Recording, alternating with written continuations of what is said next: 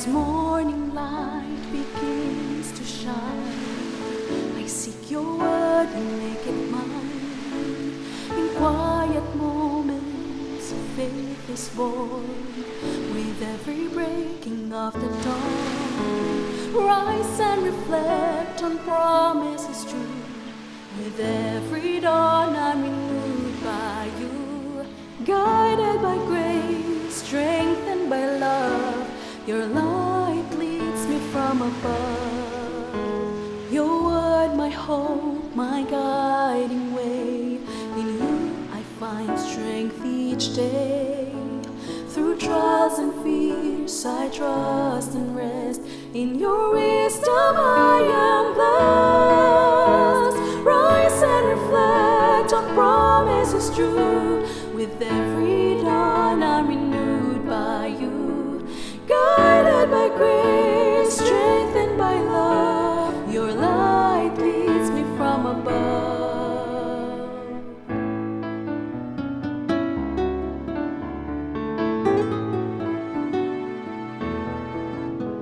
Your word, my hope, my guiding way. In you I find strength each day. Through trials and fears I trust and rest. In your wisdom I am blessed. Rise and reflect on promises true.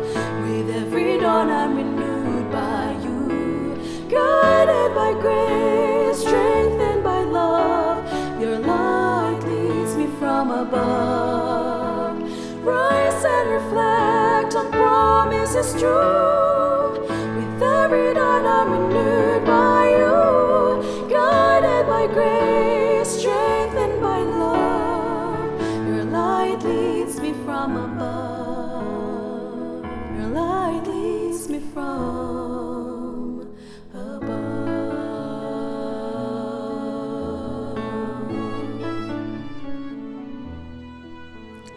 Isang bago at puno ng pag-asang umaga kaibigan. Ako ang iyong kaibigan Nar Caranza, nagsasabing ang pag-ibig at awa ng Panginoon ay walang katapusan. His mercies never come to an end. They are new every morning. Ikaw ay nakikinig sa ating himpilan AWR 89.1 FM at ito ang ating programa Rise and Reflect. At pinasisimulan natin dito ang ating umaga sa pagbabalik ng pasasalamat sa ating Panginoong Diyos, pagbabasa ng Kanyang salita at pananalangin. Kayo po ay welcome dito sa ating palatuntunan, ang mga nakikinig sa iba't ibang mga estasyon dito sa Luzon at ang mga nakatutok sa ating pong Facebook page at YouTube channel sa iba't ibang dako ng sanlibutan. Tayo ay nagpapatuloy sa ating pagbabasa ng Bible mula sa ang Bible Pinoy Version. Tayo ngayon ay nasa Genesis chapter 17 verses 1 to 27. Sundan niyo po ang aking pagbasa mula sa Pinoy Version. Noong 99 years old na si Abram, nagpakita sa kanya si Lord at sinabi, "Ako ang Diyos na makapangyarihan sa lahat. Sumunod ka sa akin at lagi mong gawin ang tama. Gagawa ko ng kasunduan natin at bibigyan kita ng sobrang daming anak at apo." Dumapa si Abram sa lupa. Tapos sinabi ng Diyos sa kanya, "Ito ang kasunduan natin. Pinapromise ko sa iyo, magiging tatay ka ng maraming bansa. Hindi na Abram ang pangalan mo, kundi Abraham na, kasi gagawin kitang tatay ng maraming bansa. Pararamihin ko ang lahi mo at sa sobrang dami magiging mga bansa sila. Iyong iba sa kanila magiging mga hari. Tutuparin ko ang promise ko sa iyo at sa mga susunod na generation ng lahi mo. Walang katapusan ang kasunduan nating ito. Magiging Diyos mo ako at ng buong lahi mo. Ibibigay ko sa iyo at sa kanila ang lupain kung saan ka nakikitira ngayon bilang dayuhan. Forever magiging sa inyo ang buong lupain ng Kanaan at ako ang magiging Diyos nila." Sinabi pa ng Diyos kay Abraham, "Pero ikaw at ang lahat ng magiging anak at apo mo sa mga susunod na generation, dapat niyong tuparin ang part niyo sa kasunduan natin. Ito ang gagawin niyo. Dapat magpatuli ang bawat lalaki sa pamilya mo at yan ang magiging sign ng kasunduan natin. Tutuloyin ang bawat lalaking baby 8 days pagkapanganak niya, kasali rin sa tutuliin yung mga alipin na pinanganak sa bahay nyo at yung mga aliping binili nyo sa mga dayuhan. Tutuliin kayong lahat at ito ang magiging sign sa katawan nyo na walang katapusan ang kasunduan natin. Ang sino mang lalaki na di natuli ay hindi nakasama sa bayan ko kasi di siya tumupad sa kasunduan. Sinabi pa ng Diyos kay Abraham, "Huwag mo nang tawaging Sarai ang asawa mo. Sara na ang pangalan niya ngayon. Ibebless ko siya at bibigyan kita ng anak sa kanya. Ibebless ko siya at magiging nanay siya ng mga bansa. Magkakaroon ng mga hari sa lahi niya." Dumapa ulit si Abraham sa lupa pero natawa siya nung naisip niyang, pwede pa bang magkaanak ang isang lalaking 100 years old na? Mabubuntis pa ba si Sarah kahit 90 na siya? Tinanong niya ang Diyos, "Di po ba pwedeng si Ismael na lang ang magmana ng promise niyo sa akin?" Pero sinabi ng Diyos, "Hindi. Magkakaanak ka ng lalaki sa asawa mong si Sarah at Isaac ang ipapangalan mo sa bata. Tutuparin ko sa kanya ang kasunduan natin. Walang katapusan ang kasunduang ito na aabot hanggang sa mga anak at apo niya. Pero narinig ko ang request mo tungkol kay Ismael. Kaya ibebless ko siya at bibigyan ng maraming anak at apo. Magiging tatay siya ng 12 na matataas na leader. Magiging malaking bansa ang lahi niya. Pero yung kasunduan natin, kay isa ako tutuparin. Ipapanganak siya ni Sarah mga ganitong time next year." Pagkasabi noon, iniwan na ng Diyos si Abraham. Nung araw ding yon, sumunod si Abraham sa Diyos. Tinuli niya ang anak niyang si Ismael at lahat ng mga lalaki sa bahay niya, pati yung mga aliping ipinanganak doon at yung mga aliping binili niya. 99 years old na si Abraham nung tinuli siya at 13 years old naman noon si Ismael. Pareho silang tinuli ng araw na yon, kasabay ng lahat ng mga alipin ni Abraham. Isang bagong pangalan. Isipin mo kaibigan kung magpakita sa iyo ang Diyos ngayon at binigyan ka ng bagong pangalan. Sa lumang tipan, si Jacob ay binigyan ng bagong pangalan na Israel na ang ibig sabihin ay nakipagbuno sa Diyos. Sa bagong tipan, pinalitan ng pangalan ni Jesus ang kanyang alagad na si Simon bilang Pedro. Ibig sabihin ay bato o maliit na bato. Kasama ng mga bagong pangalan na ito ay ang bagong pagkakakilanlan. Sa Genesis na ating binasa, Kabanatang 17, binigyan ng Diyos sina Abraham at Sarai ng mga bagong pangalan. Sa talatang 5, "Mula ngayon, hindi na Abraham ang itatawag sa iyo, kundi Abraham, dahil gagawin kitang ama ng maraming bansa." Abraham at Sarah. Si Abraham ay magiging ama ng maraming bansa. Siya ay makikilala bilang isang tao na pag-aari ng Diyos na makapangyarihan sa lahat. Dito kaibigan ay muling pinagtibay ng Diyos ang mga pangakong ginawa niya kay Abraham. At bilang karagdagan sa pangako ng maraming inapo, ipinahayag din niya na ang lupain ng Kanaan ay magiging kanila at higit sa lahat, ipinangako niya na siya ang magiging Diyos nila. Sa talatang 8, "Ako ang magiging Diyos nila," ang sabi ng Panginoon. Pagkatapos ay hiningi ng Diyos ang tugon ni Abraham. Inuutos niya na si Abraham at ang lahat ng lalaki sa kanyang sambahayan at bawat inapo ay tutuliin. Sa unang tingin ay parang may kondisyon ang pangako at pakikipagtipan ng Diyos, but this is not the case. Ang Diyos ay magiging tapat upang tuparin ang kanyang mga pangako kay Abraham. Ang pagtutuli ay isang tanda ng tipan. Hindi iyon ang tipan mismo. Sinabi ng Biblia na iyon ay tanda sa kanilang mga katawan. Kung gusto ni Abraham at ng kanyang mga descendants na ipasok ang kanilang sarili sa tipanan at makinabang mula doon, kailangan nilang tuliin. Sinunod ni Abraham ang utos ng Diyos at noong araw ding yon, pinatuli niya ang kanyang sarili at ang mga lalaki ng sambahayan na ipinahahayag ang kanyang pagtitiwala sa Diyos at sa plano ng Diyos. Sa spiritual na Israel, kaibigan, ang utos na magpatuli ay hindi na kailangan kay Kristo. Ngunit tinatawag pa rin tayong tumugon ng may pananampalataya sa Kanyang pakikipagtipan at mga pangako. Isa sa mga pangako ng Diyos sa talatang ito ay ang mga hari ng mga tao ay magmumula sa mga supling ni na Abraham at Sarah. At iyon, kaibigan, ay natupad sa ating Panginoong Yesus mula sa lahi ni Abraham. Ang ating Panginoon ang siyang mamamahala sa lahat ng mga bansa sang-ayon sa Apokalipsis, Kabanatang 1, talatang 5. Ang sabi dito, at kung tungkol kay Hesukristo, siya ang mapagkakatiwalaang saksi, siya ang unang nabuhay mula sa mga patay, at siya rin ang namumuno sa lahat ng hari ng lupa.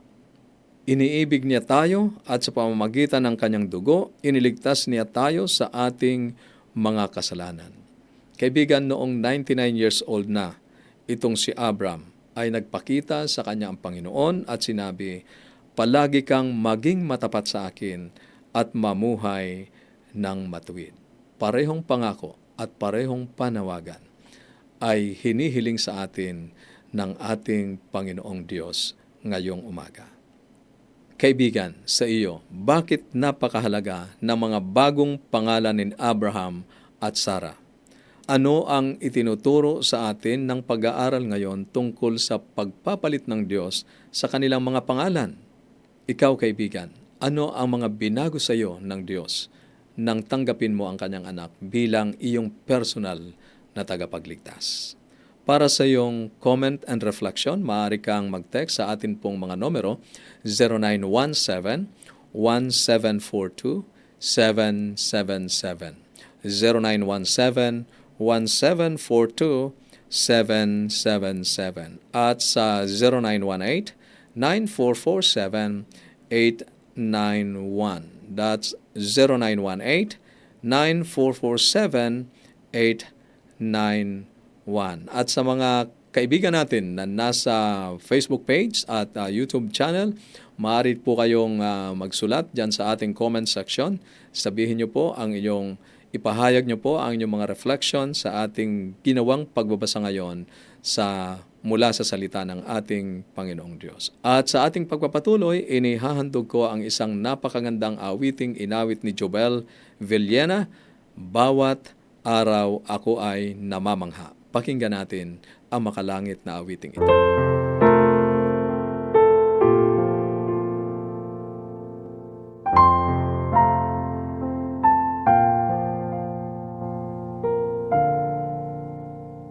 Sa puso ng Diyos ay mayroong isang dako, nag-iisang puwang nang inibig niya'y ako, at sa isang tagpo ako'y kaniyang hinihintay upang manatili at sa kaniya'y mabuhay. Bawat araw ako ay namamangha sa ating Diyos kung bakit ang pag-ibig niya'y gayon na lamang at lubos. Ako'y niligtas niya sa Kanya.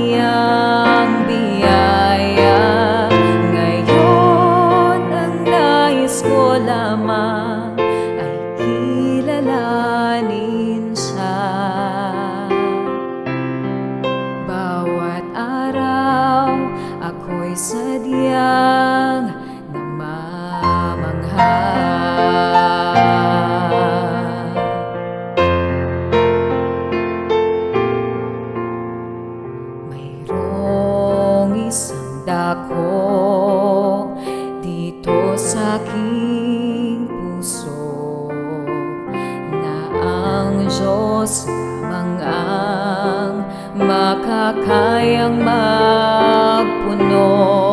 At dahil kay Jesucristo, ako ay may buhay. Kung kaya't ngayon ay siyang aking hinihintay. Bawat araw ako ay namamangha sa ating Diyos, kung bakit ang pag-ibig niya'y gayon na lamang at lubos. Ako'y niligtas na sa Kaniyang biyaya. Ngayon ang nais ko lamang ay kilalanin siya. Bawat araw ako'y sadyang namamangha.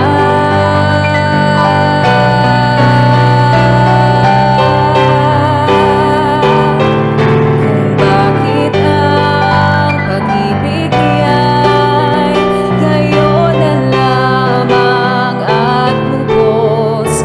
Ako'y niligtas niya sa Kaniyang biyaya.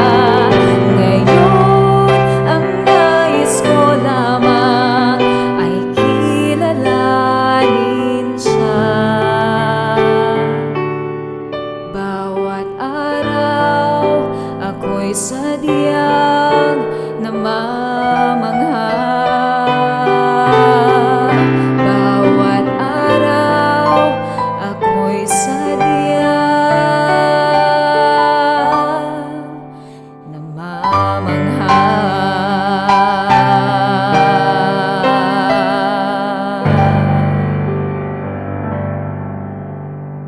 Purihin ang Panginoon sa napakagandang mensahe ng awit na inawit sa atin ng ating kaibigang si Jobel.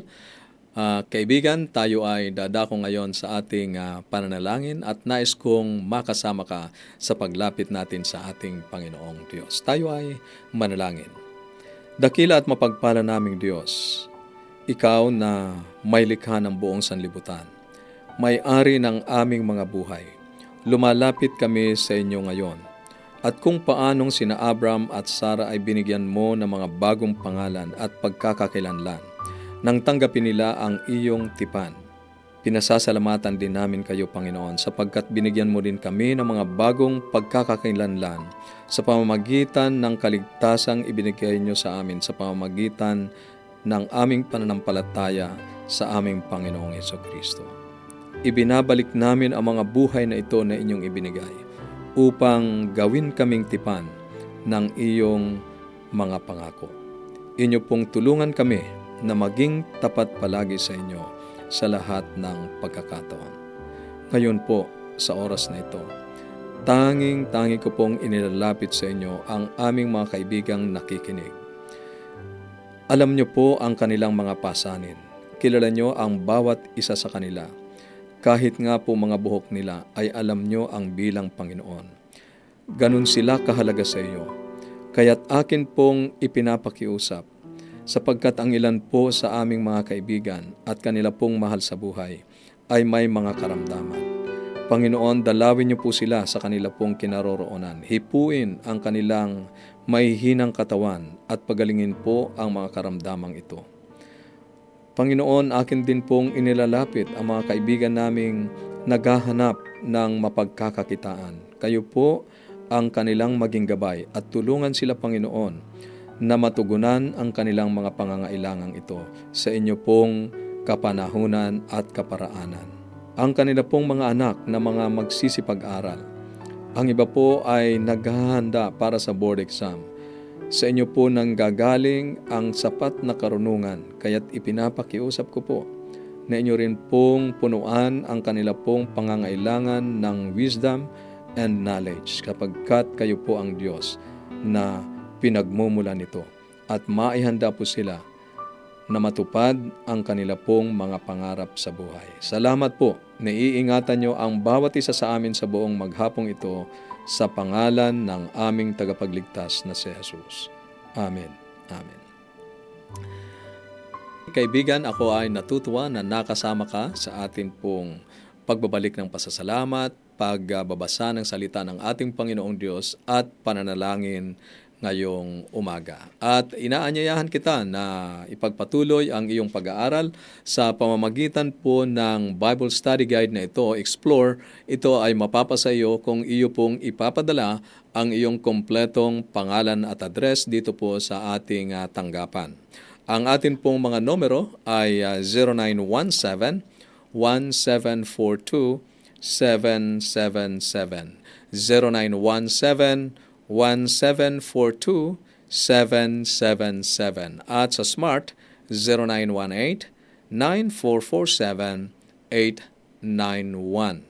0918-9447-891. At para naman po sa inyo na nasa Facebook page at YouTube channel, inyo pong isulat sa comment section ang inyong kompletong pangalan at address kasama ng contact numbers para po mapa sa inyo ang Bible Study Guide na ito ng libre.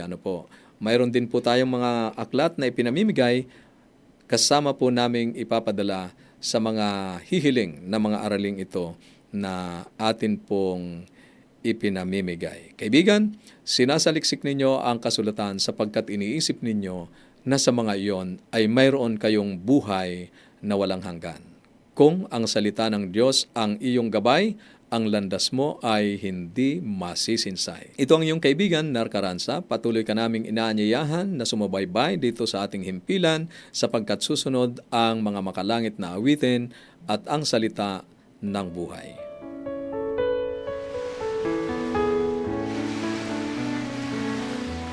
As morning light begins to shine, I seek your word and make it mine. In quiet moments, faith is born. With every breaking of the dawn, rise and reflect on promises true. With every dawn, I'm renewed by you. Guided by grace, strengthened by love, your light leads me from above. Your word, my hope, my guiding way. In you I find strength each day. Through trials and fears I trust and rest. In your wisdom I am blessed. Rise and reflect on promises true. With every dawn I'm renewed by you. Guided by grace, strengthened by love, your light leads me from above.